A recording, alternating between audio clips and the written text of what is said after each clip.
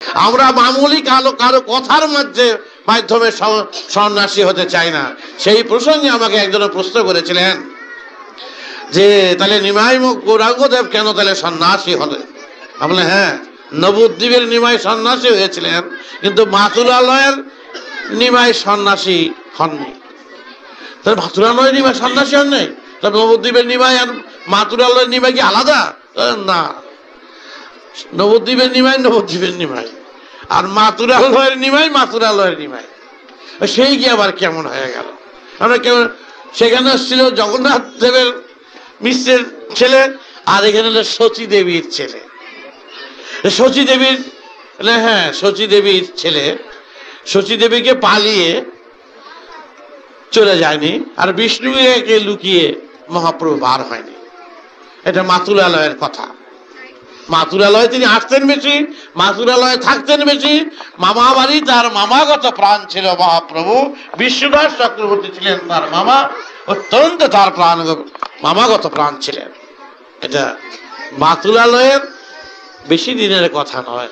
আমার যে মা, তার যে বাবা অম্বিকানাথ, অম্বিকানাথের বাবা ছিলেন হরনাথ সেনামণি।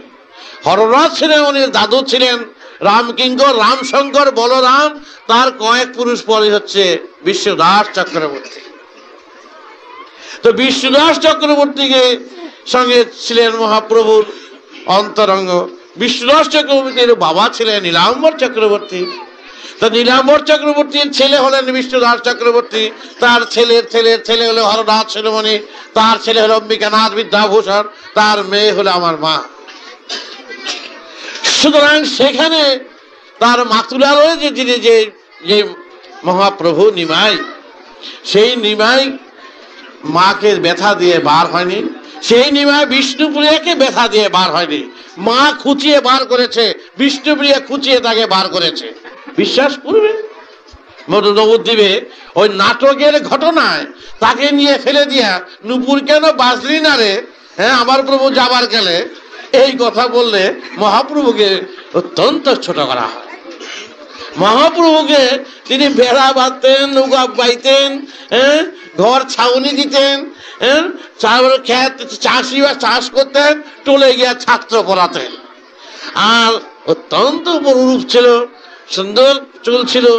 তাই শচী দেবী বলতেন, নিমাই তুমি আমার গর্ভে এসেছ, আমি উপলক্ষ মাত্র, তুমি হরির নাম বিতরণ করো, তুমি জগতের সন্তান, আমি উপলক্ষ মাত্র, তুমি যাও ঘরে ঘরে কীর্তন গিয়ে করো, যাও।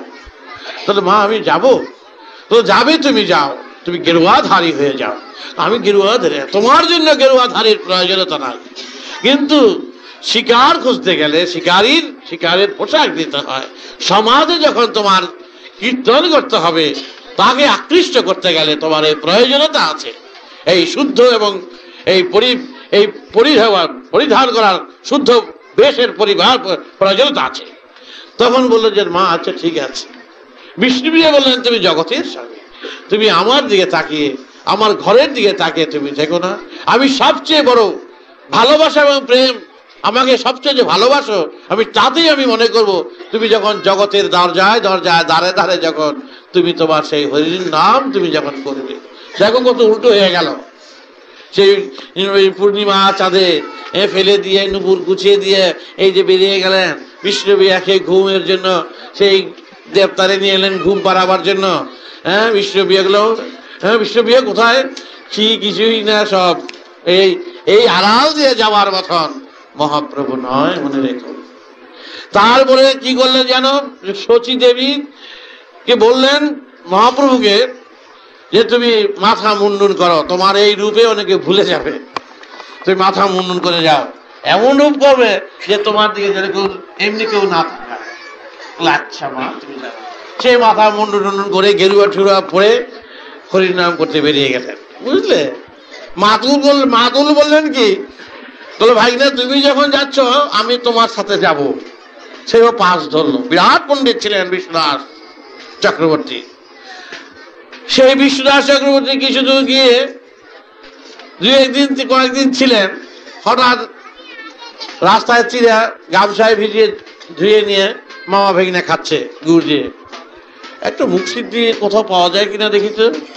তখন বিশ্বদাস বললেন, ভাগিনা আমার কাছে মুখসিদ্ধি আছে। একটা ভর্তুকি বাইর করলেন। মামা তুমি ভর্তুকি কোথায় পেলে? বলে 5-6 দিন আগে জমাই রেখেছি, তুমি কখন চেয়ে বলছো ঠিক দিন আমি জানি।